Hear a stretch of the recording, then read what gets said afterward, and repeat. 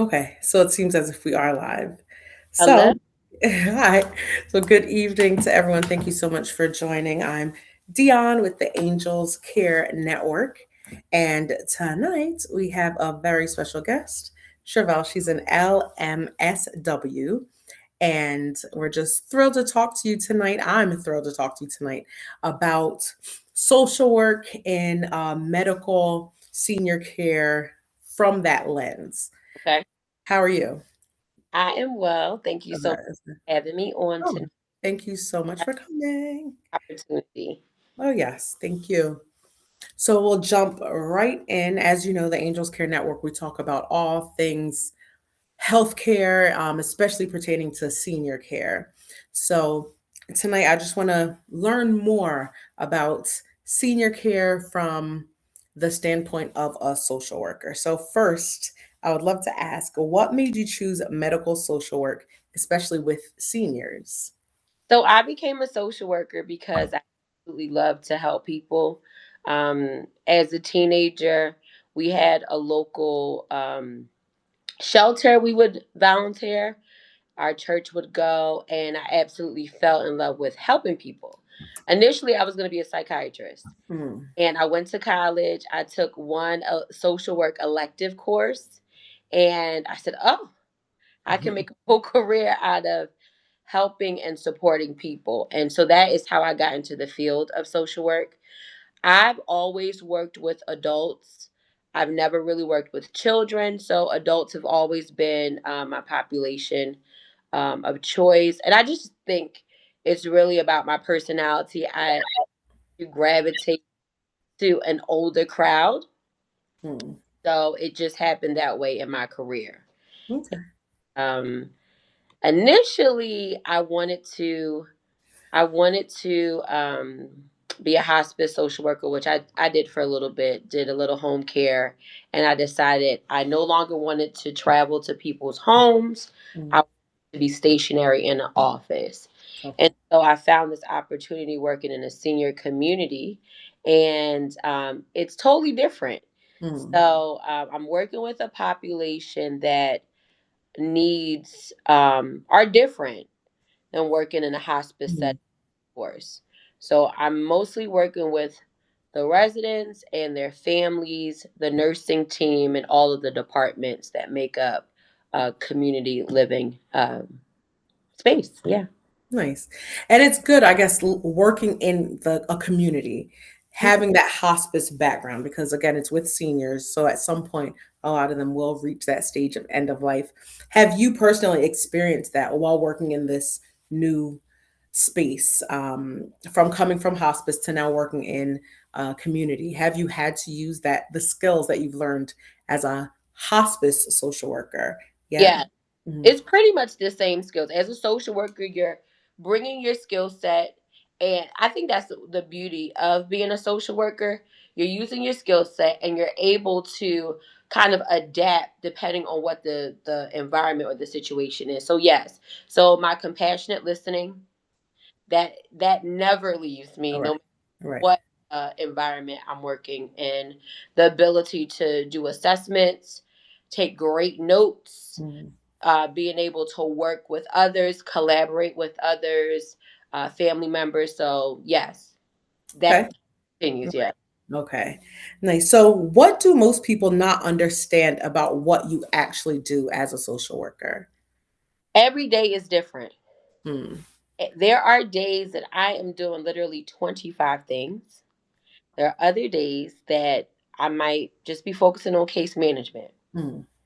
So every day is different, and it's not really a cookie cutter type of job. Right.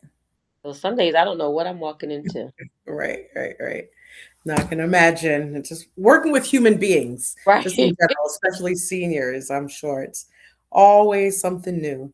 So, what situation have you been in that completely changed how you look at senior care in America? I think planning to age. Mm. I see a lot of, there are some seniors who you can tell when they were younger, they plan to age. Okay. Others did not. Right. So the funding might not be there. The finances they probably spent down. Mm. They may not be around friends and family, so that support system is not there. Um, they themselves can't wrap their Mm. minds around getting old. Yes. Yeah. And I think what I've learned is that it's very important to just plan. We don't know how long we'll be on this earth, but it's better to have something, Mm. a good amount of savings or annuities, things of that nature, and even taking care of your body because Right. with medications and technology, people are living longer. Mhm. Absolutely.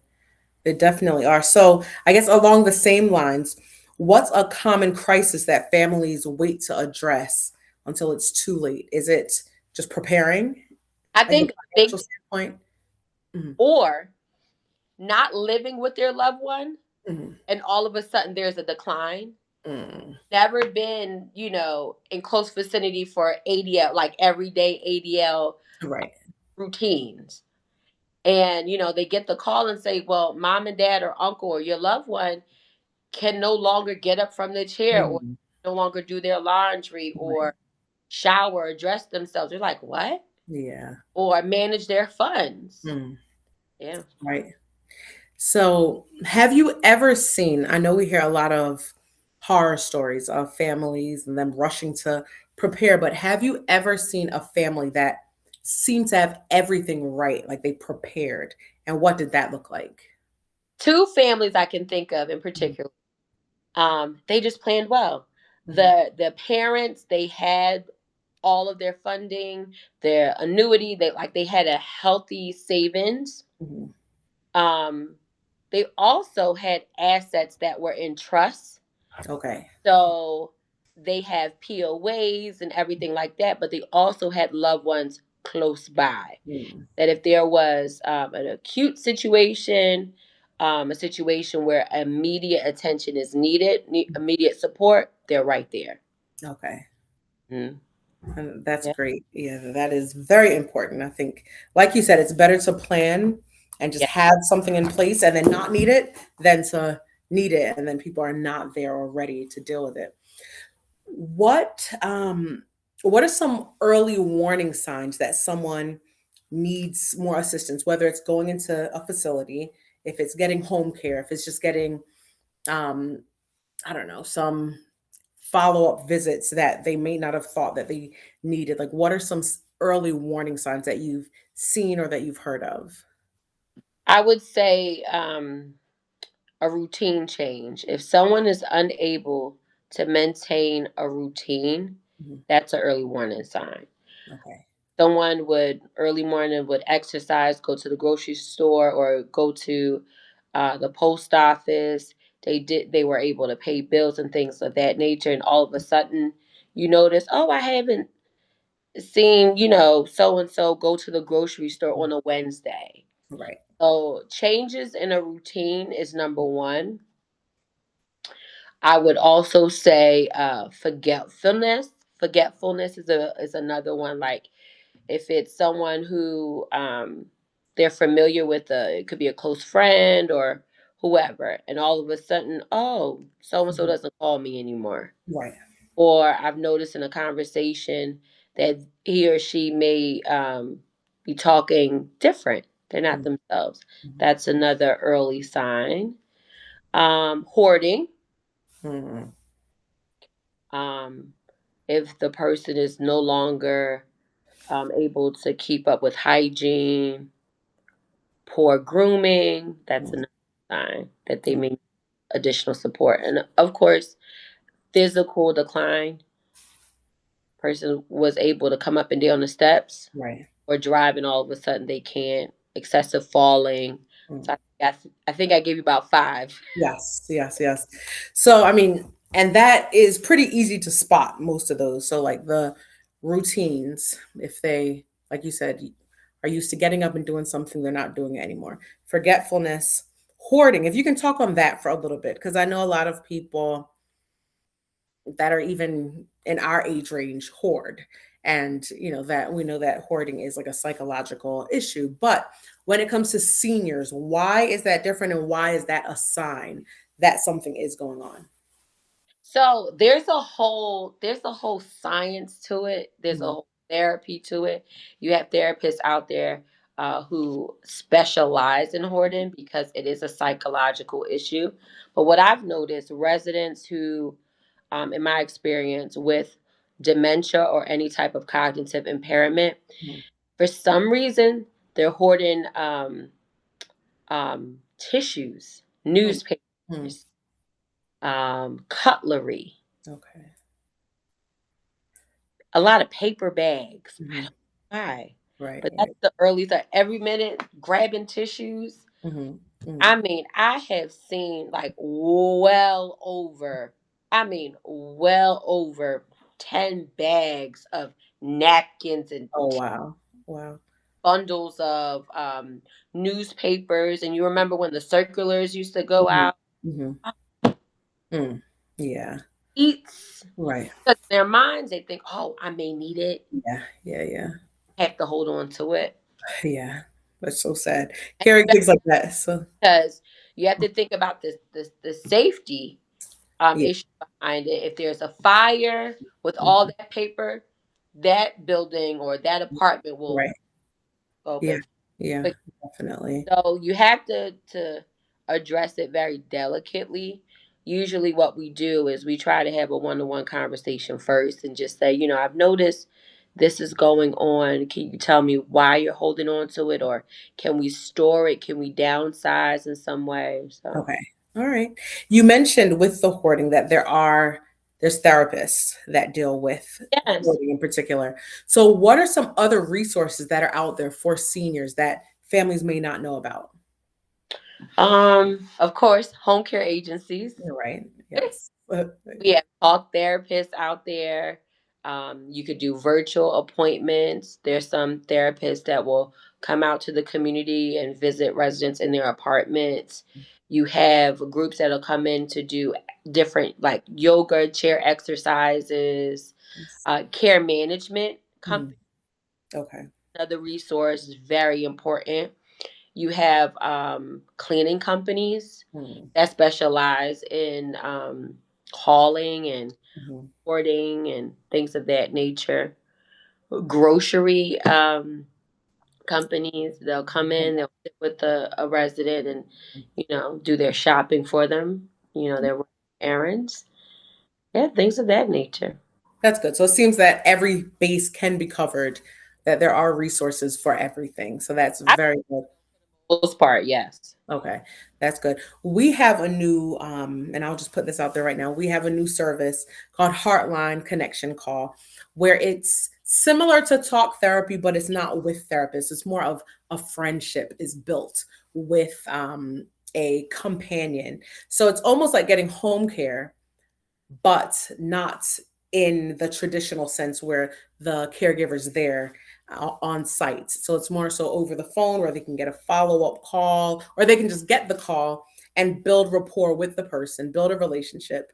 And that person can then start identifying if there's any cognitive decline, if the person seems more anxious this day than another day, if they can speak about their medications and notice that they're missing their taking their medications, and then report that to a family member. So a service like that, just in your industry, do you think that a service like that is needed?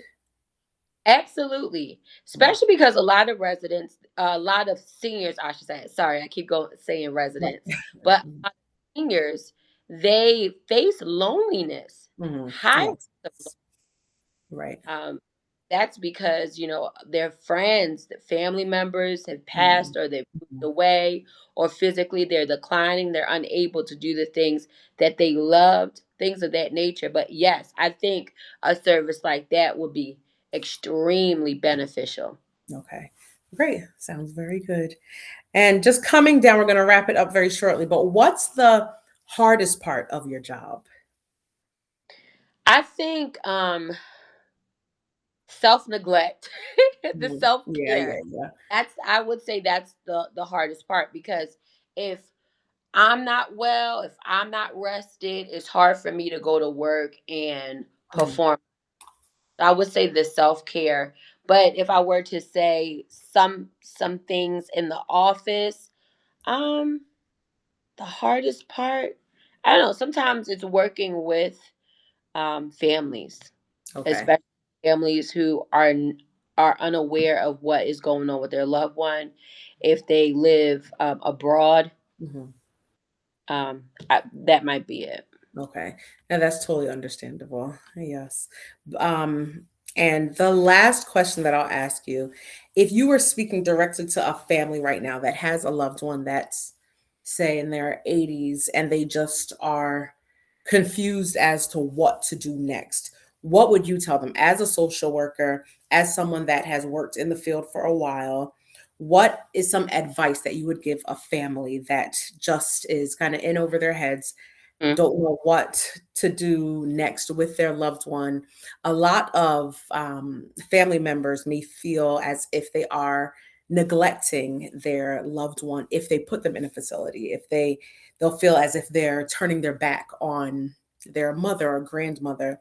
What would you say to them, and how would you what advice would you give them, and what comfort would you give them during this season of their lives? Okay, the advice I would say is stop for a moment, take a deep breath, and breathe. Mhm. The comforting thing is that we are living in 2026 Yeah. and we have so many resources. I would say start with a care manager. Okay. Care managers, they have a wealth of knowledge and they're able to assess the situation and pinpoint where the energy should be thrown, Okay. what priority. That's what I would say. Mhm. Find Okay. an outstanding care manager to assess the situation. And then once you assess the situation, you kind of have an idea of how you can address the problem and provide support to your loved one. So that may be if your loved one is physically, cognitively declined to the point that they can no longer stay at home by themselves. Mhm. That could be you might need a skilled facility where they have the equipment and thing of that nature to provide the support. It could be your loved one could stay home and you hire a caregiver or a companion to come in and assist with the daily activities of life. That Okay. could it Mhm. could be a situation of your loved one needs a bookkeeper Yeah. because they can no longer manage their funds on Mhm. their. It could be a driver going to their appointments or someone keeping all of their medical appointments in one schedule and ensuring that they get there and they're able to follow up with the Mhm. recommendations from the physician. So I would say calm down, breathe Mhm. for a moment. We Mhm. are living in a day and age that pretty much all resources and knowledge is accessible to us. All right. That is good. So the last thing, and I know I said that was the last one, but a care manager, would they be the ones to come in and really assess all those things? Like they'll, I guess, just have a checklist of what is going on, figure out, okay, is this a need? Is there a need for them to go into a facility? Or do they just need, like you said, a bookkeeper? Do they need someone to come into their house to clean up ever so often? And then that may help to alleviate some of the confusion that they're having. So the care manager would be the person that Yes. would go over all of that. Yeah.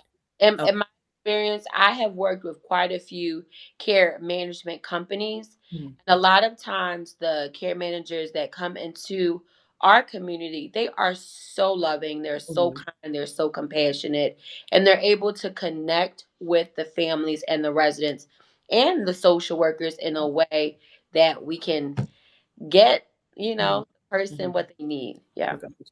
All right, good. This has been wonderful.